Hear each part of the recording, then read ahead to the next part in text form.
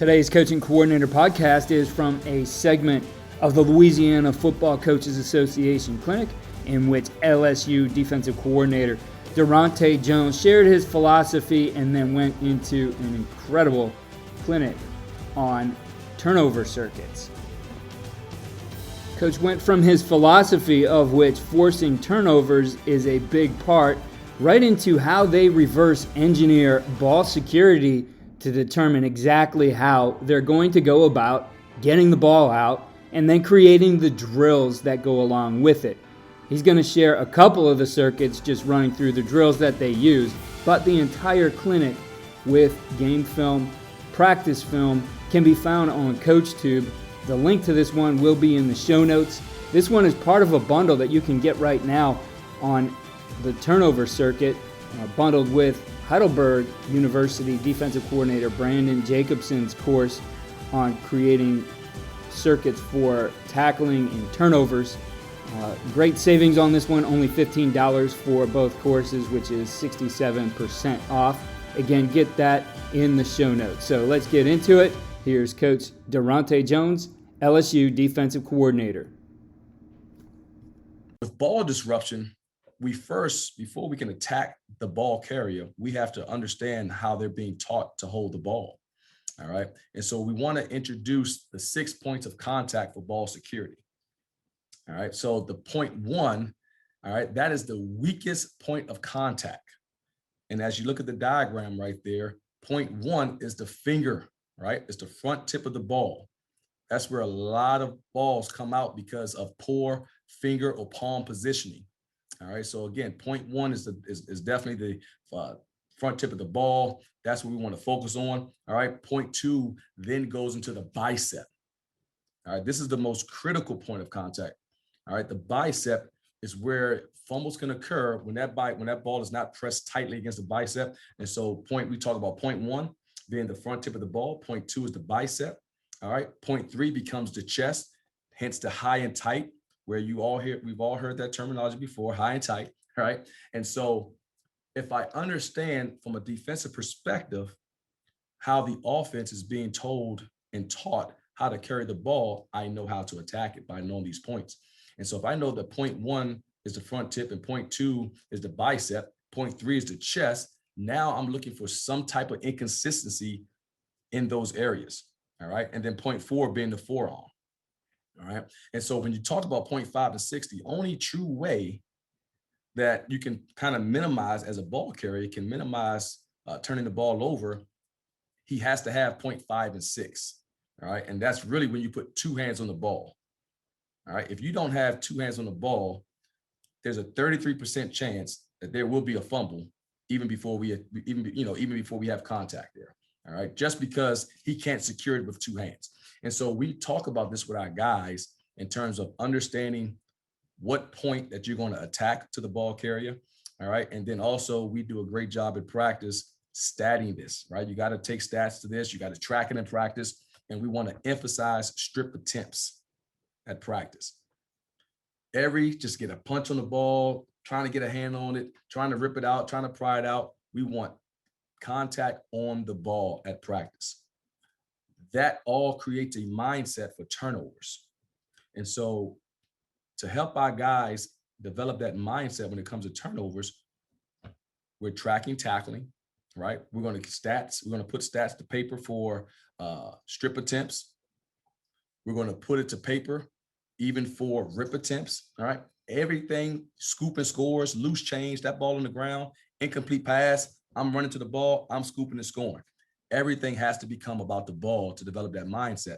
And so now you start to see how guys recondition their mind to, okay, I'm going for the tackle here. Oh, I'm the second man. I'm going to get the ball out. Or I'm going for the tackle. I see that ball is exposed by the ball carrier. I'm going for the ball. And it just helped guys become conditioned to understanding it's all about the ball. All right. Our philosophy here defensively is, I pretty much like everyone else, our main objective is to keep the points off the board. Okay. Keep our opponents from scoring. We want to definitely help our offense gain optimal field position by giving them the ball back in various ways, either through a turnover or turnover on downs. Okay. We have to play team defense. All right. And that requires everyone's best effort when we're doing that. Everyone has to know their assignment. Everyone has to carry out their assignment to the best of their ability for us to function as a defense. All right. It's team ball. Everyone's accountable. There's no I in team. You got to have trust and accountability. So we talk about those things. We talk about having great effort. We talk about having great energy. We talk about eliminating the mental mistakes. All right. And so as we get to the next point here of our philosophy here at LSU, we want to take the ball away from our opponent in one of two ways. And that's what I'm going to talk about tonight, taking the ball away, because at the end of the day, it's all about the football. Okay. And so we want to force them to give the ball up on downs. Well, how do we do that? First, we got to win first down, right? So we got to hold our opponents to 3 yards or less on first down, therefore forcing second and long. All right. We have to eliminate the mental errors. We want to keep things simple for our guys, allow them to play fast, so there's not that much thinking on the field, okay? We want our guys just reacting and letting their instincts take over. We want to overemphasize communication. That's one of the biggest things here that we're establishing here with LSU is communication, all right? Everyone's on the same page. There are no secrets in football, so making sure our teammate knows their responsibility. We can communicate all checks and adjustments that way. And that helps eliminate the mental errors, because now your thoughts are thinking, and your mind is generating different verbal communication only out, to your teammates. We want to play team defense, eliminate the big plays. That's huge. Big plays kill you. When you're giving up, 40 and 50 points a game, there's big plays to be made. And so if you minimize the big plays, force the offense to work the ball down the field, the chances of you making a play increase. All right. So that's one of the things we want to work on in terms of getting our offensive ball back, and then tackle, right? We're big on fundamentals. We work on tackling circuits as well here. We start our individuals off every day with tackling, some type of tackling drill. I think to be a good tackling team, it's something that you have to practice. You have to emphasize. You have to track it in practice. So we do that here, right? We track missed tackles in practice. We track inappropriate approaches to tackling in practice. We want to make it clear cut that was a tackle in practice. So you don't have to bring them down, but it's all about the approach. And the one thing you can do, and especially in the NFL level, where there isn't any live tackling until you get to preseason games. And for this past year, there wasn't any preseason games. And so you really have to emphasize the approach to tackling. My eyes, my footwork, my hips, all right? The approach, I got to tempo the hip. All that comes into play, and you can grade that day in and day out at practice. So now that the players have something to measure their performance by, okay? And then the second way we want to get the offense the ball back is force a turnover, all right? And so we want to either knock the ball loose by gang tackling, forcing a fumble, stripping the ball, all right? Pressure the quarterback, get the ball out early, allow him to make ill-advised throws, and we can take advantage of the football by having interceptions, all right? And then tight coverage where the quarterback has to hesitate, creating opportunities for sacks without rush, where the rush and coverage working together, fumbles and interceptions take place. So the reason why that's highlighted in red, because that's what I want to really hone in on tonight's topic, is forcing a turnover, but by way of fumbles, okay? And so I'm going to introduce 2 tackling circuits, all right, that consist of 4 drills in each circuit that maybe you want to take, and maybe you want to take one drill out, and I'm going to show you the setup of the drill, the coaching point of the drill, the example of the drill, and then how that drill carries over in game simulations. Okay, so we'll talk about that. And so we're going to talk about 2 circuits. The first circuit is punch, stab, rip, and stumble bum, which I'll explain what that is. All right. Then you can have the second circuit, which is now quarterback strip, line of scrimmage bat, second man strip, and then country city ball recovery. All right. And so you can break that up, because really the first circuit is really just a more one-on-one type of drills. And then as you get into circuit 2, again, quarterback strip and the line of scrimmage bat, that's affecting the throw. All right. Second man strip, kind of a team deal. And then country and city ball recovery, you find out a lot of times that you may have that ball on the ground 5 times in the game. You may only recover 1 or 2. Okay, a lot of times we see guys trying to recover the ball in a situation where they should be cradling it, or they trying to recover the ball and they should be a scoop and score situation. Coach Jones ended his session with a Q&A, and here are some of the questions that directly pertain to teaching the turnover circuit in practice. Do you come across the issue of a high percentage of more missed tackles when kids' mindset is 30 strips attempts per practice? No, because usually what happens is as that, you want to secure the tackle. So the 30 strip attempts, what we do is we thud. All right. And so once we thud and we've secured the tackle and that ball carrier continues, technically he's already been tackled, but now we want guys getting to the ball, right? So we talk about effort and pursuit. So we track loafs as well. And so once the tackle has been secured, the other guys that are still pursuing the ball, they're taking the strips they're making their strip attempts. And so you're not really working on the missed tackles with that. You're working on the one guy securing the tackle, and then the other 5 or 6 guys who can get to the ball, working on strip attempts, and they can steal reps that way. And when the other guy has an opportunity to work on his strip attempts, he can get that in. So no, that has not been an issue at all. Another question is, how many times a week do you work turnover circuit? Every day, right? So we practice right now in spring ball Tuesday, Thursdays, and Saturdays. Unless we are scrimmaging, we will work on turnover circuit every day. All right. And so it's an emphasis for us right now, especially. So we'll do it every day. We start off with our bags and our pursuit drill. And after that, we're going to turnover circuit. All right. And that's the focus. And then in addition to that circuit, we also are tracking the strip attempts at practice. So again, it's just an emphasis for our guys to be all about the ball. How long is your circuit in total, and how much time do you give to each station? All you need is 2 minutes a station. 2 minutes a station, rapid fire, 8 minutes. 8 minutes. You can go a couple of reps a piece and you're done. That's just the time. If you want to just do 2 drills per circuit or 3 drills per circuit, depending on how large your defense is, depending on what time of year you're in. I know as guys get into the season, you get kind of restrained by time. And so you may want to do, hey, today we're just going to do 2 turnovers, two drills, or you can even work it this way. Hear me out on this. Now, if you get bogged down with time, you may want to have a 4 drill circuit, but the groups don't rotate.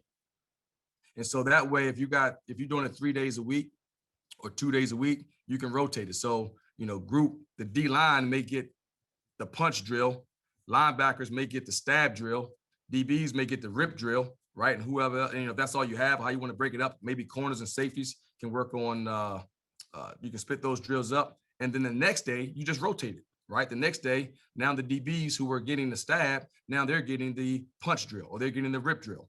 And so you can kind of work it however you want to work it that best fits your schedule and practice. How do you emphasize forcing turnovers while making sure the players are still focused on securing the tackle? And so again, on the approach, and you'll find some guys have the knack. So as they're approaching the ball carrier, all right, they're tracking it. If you see that ball is secured, and a lot of times, other than the stab, only the stab technique was a front or side, right? Only the stab technique was a front type of deal, and you're seeing the ball, right? You saw that guys have a knack for that. Naturally, you want to secure the tackle, right? You want to secure the tackle if you can. A lot of these techniques with the punch, the rip attempt, you're chasing the ball carrier from behind. Okay. The second man in is always a great technique, a great circuit to use, because now you have the guy who's securing the tackle, and now you're emphasizing going for the ball. The whole purpose of focusing on the strip attempts is to get guys' mindset going towards the ball. Okay. Now, if I'm going to approach the tackle, a lot of times the ball may not be in reach for me to get. Okay. Or I can thud this guy up. If I thud the guy up and I made a secure tackle, now the cavalry is coming. I may try to finish with a rip. All right. And as we go into the weeks when we're game planning, you know which guys on the opposite team carry the ball loosely. We would always do a ball security cut up to say, hey, here's the running back, man. Hey, he carries that thing low like a loaf of bread. Or the receiver. Once the receiver makes that catch, he's trying to get it in one hand. He's trying to emulate what he's seeing on the field, on the TV screens on Sunday. So I think it's it all has its place, but I think you have to emphasize if you want turnovers. How often do you add the offensive players to the circuit? Well, when you're working the stumble bum, where the offensive player is, stumbling and you're still getting swipes on it, you can actually use the receivers and running backs in that, because they can get some out of it as well. They can actually simulate going down, and now in their mind, they're focusing on protecting the ball. Because if you notice in that drill, the guys were just trying, right? They're simulating, trying to get it out, but they weren't aggressively ripping it out. The ball carrier, which were the offensive guys, was really simulating protecting the ball. And so, maybe in training camp, that would be good to incorporate that. If your running back coach or your receiver coach is working on some type of ball security, usually those guys run through the bags, or there's somebody swiping at with the bag there to try to get the ball out. Maybe you guys can work together, right? Running backs and linebacker coaches can work together, or the offensive coordinator and defensive coordinator can work together. If ball security needs to be a focus from the offensive perspective, and you're trying to make it an emphasis from the defensive perspective, then you can incorporate the offensive players into the circuit. Stat that always sticks out to me is the team that wins the turnover battle wins 78% of the time. It's a highly correlative stat that you do want to pay attention to, and certainly creating the drills and circuits that teach the fundamentals and techniques of taking away the football are very important. You're going to have that cumulative effect of those reps that are built up over time. So what might only look like 2 minutes or 4 minutes or 8 minutes today, that's really going to build up over the course of the season, and you'll see those W's showing up more for you as you take away the football.